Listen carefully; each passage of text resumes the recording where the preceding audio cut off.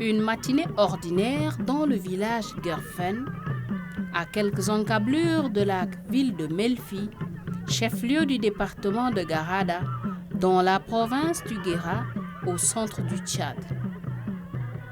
En file indienne, les membres de la coopérative Reine des Abeilles sont en direction de la forêt sur les montagnes pour installer des nouvelles ruches. Ruches kenyanes, introduites par le projet d'amélioration de la résilience des systèmes agricoles au Tchad, PARSAT, financé par l'État tchadien et le FIDA. Ces hommes perpétuent une activité léguée par leurs ancêtres, l'apiculture.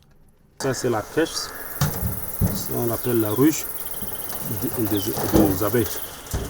Nous, on est en train d'installer pour les abeilles rentrent et puis pour coloniser dedans.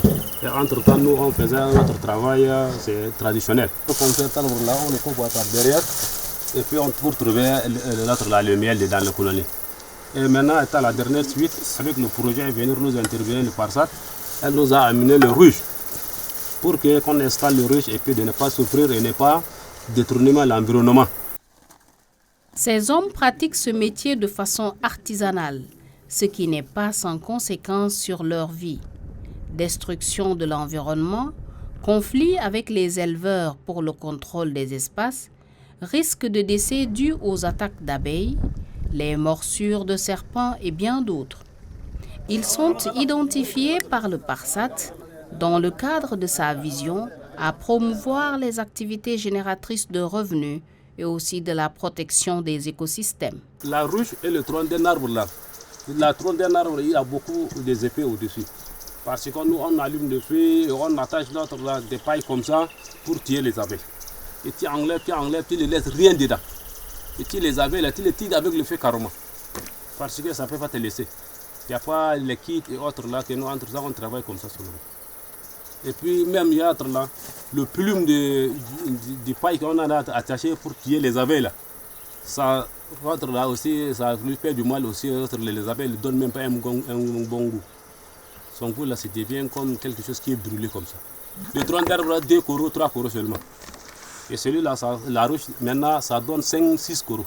On avait fait un premier atelier qui avait regroupé tous les acteurs. Les agents forestiers, les vendeuses, les producteurs, le projet, les autres ONG au niveau de la zone de Melfi. Nous avons regroupé tous ces acteurs dans une salle pour qu'on parle de l'apiculture. Parce que vous savez que l'apiculture était une activité traditionnelle dans la zone. Traditionnelle en ce sens que les producteurs ne respectaient pas ce qu'il fallait. Et ce qui était intéressant, ces forestiers qui étaient dans la zone du projet, donc s'il y avait des formations techniques, à eux qu'on confie ces formations techniques. Donc ils nous ont accompagnés de telle sorte qu'à un moment donné, les apiculteurs exposent maintenant leurs produits au marché, dans la rue, pour dire que ce n'est pas des produits qui ont été récoltés dans des conditions traditionnelles.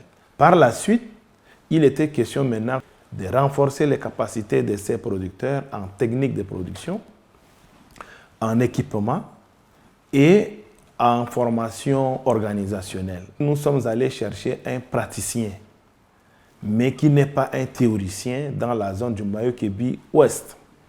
C'est un vieux papa là. On l'a fait venir dans la zone du Guéra.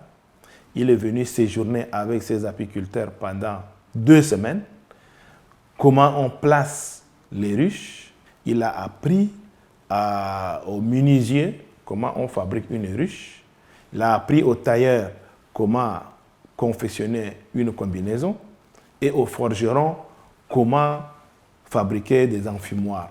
Donc aujourd'hui, tous ces équipements, on peut les fabriquer localement au niveau de Melfi. Et ce qui a fait que parmi ces apiculteurs, il y a même un qu'on a identifié comme étant un formateur. Et après le départ du papa, il formait les autres. Et une fois que cette phase était terminée, le projet s'est lancé à fabriquer des ruches. À la fin du projet, j'avoue qu'il y a eu 153 ruches qui ont été placés dans la zone de Melfi au profit de ses bénéficiaires. Les membres de la coopérative, conscients de l'apport des différentes formations et l'accompagnement du PARSAT, ne manquent pas de vision.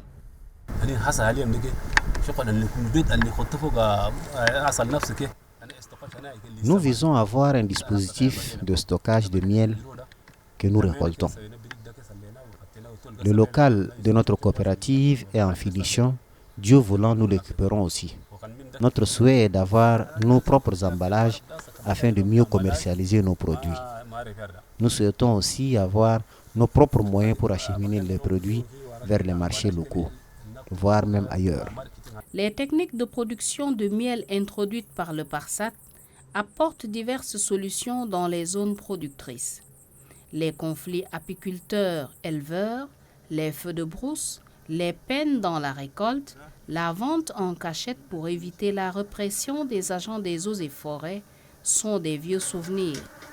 Les revenus des apiculteurs ont triplé, voire quadruplé, ce qui a impacté les conditions de vie de ces derniers et de la meilleure façon.